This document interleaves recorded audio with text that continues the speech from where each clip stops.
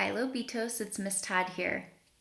I don't know about you, but some things I've really enjoyed doing while I've had to stay at home are making art and playing games. And today I'm going to show you how you can make some art and play games at home that include practice for your sight words or words that we practiced in our phonics lessons. One way that you can do this is making a board game. So, you can use whatever materials you have at home to make your board game.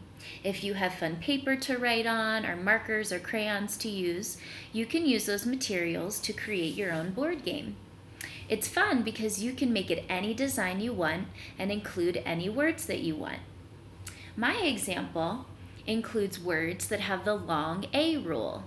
Like you'll notice some magic E words in there, AY words, AI words. I included lots of long A words because that's something I want to get more practice with. I also included some fun special spaces, like a free space, or go back to spaces, or go ahead one space. So you can make your board game including any spaces that you want using any design that you want. It's a fun art project, and then you have a fun game at the end.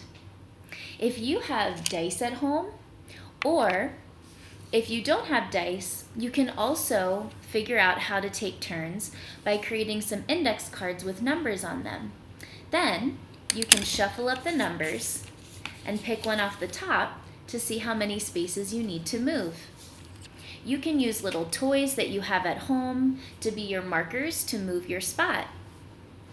When you land on a spot, then you can read and practice the word that you land on. Make sure that your board game has a start spot and an end spot so you can see who wins the game. Feel free to play at home with anyone that you're staying with. I hope you have fun making your board games and practicing your words.